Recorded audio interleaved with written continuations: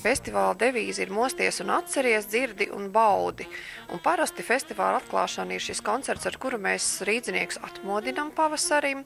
Vienmēr ir tā iespēja dzirdēt kaut ko jaunu, vēl nebijušu. Dzelzceļa muzejā mēs atklāsim festivālu, tālāk tā būs Rīgas Svētā Pētera baznīca, Lielā ģilde, kinotēta Splendid Palace. Būtībā atklāšanas koncerts ir vienmēr vairāk ja mazāk kā tāda vizītkarte mūsu visam festivālam vai arī mūsu orķestra varējumam un sniegumam.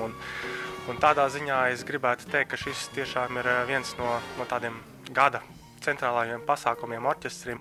Man ienāca prātā tāda dulla ideja savienot būtībā tādas divas diezgan atšķirīgas un it kā nesavienojums lietas, bet beigās izskatās, ka tas varētu būt ļoti aizraujoši un interesanti. Tas koncerta nosaukums jau pats par sevi stāsta, ka tur būs gan orķestrs, gan pantonīma, tātad orķestra mīma, un šīs koncertas nebūs tikai tāds klasisks koncerts, tā kā droši var nākt ģimenes ar bērniem.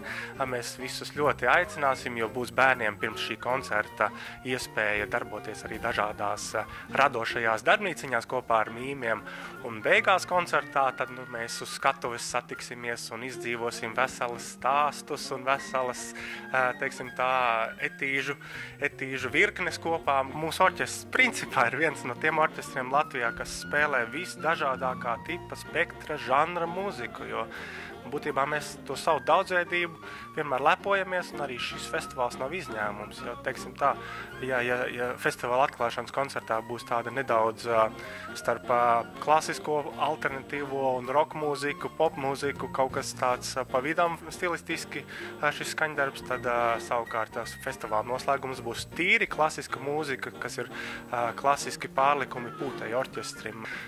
Tāpat mēs, protams, rādīsim arī savu orķestra big band varēšanas un iespējas, un man ļoti liels prieks, ka mēs šogad turpinām to tradīciju, ko mēs jau kādu labu laiku esam iesākuši, ka mēs meklējam diriģentus ne tikai no ārpuses, bet arī mūsu orķestra iekšēnē, un šogad big banda koncerts būs uzticēts mūsu saksofonistam Dāvim Jurkam.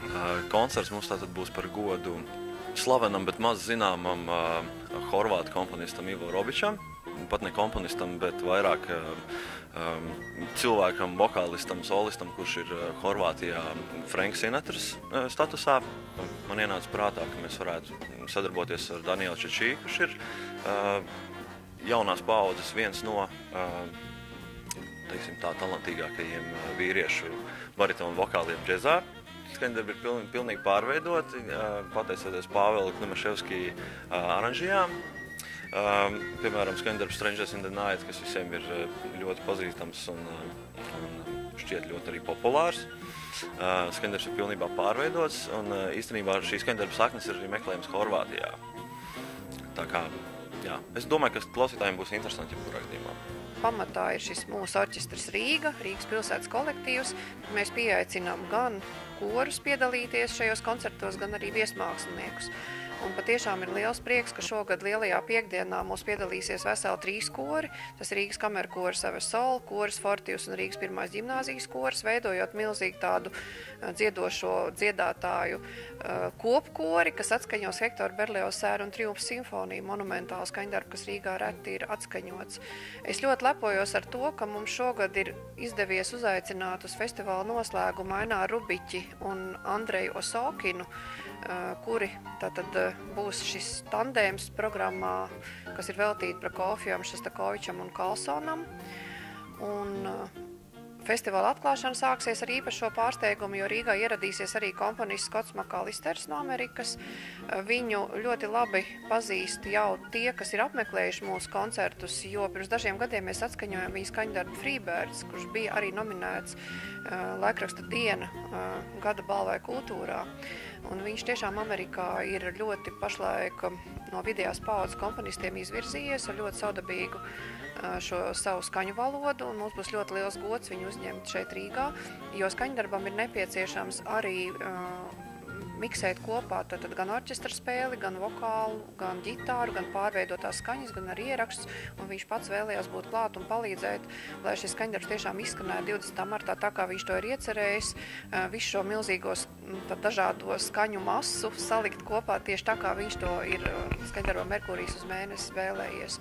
Protams, arī diriģents Andris Veismanis, par ko man liels prieks, ka viņš piedalās, Dāvis Jurka, arī 6. aprīlī.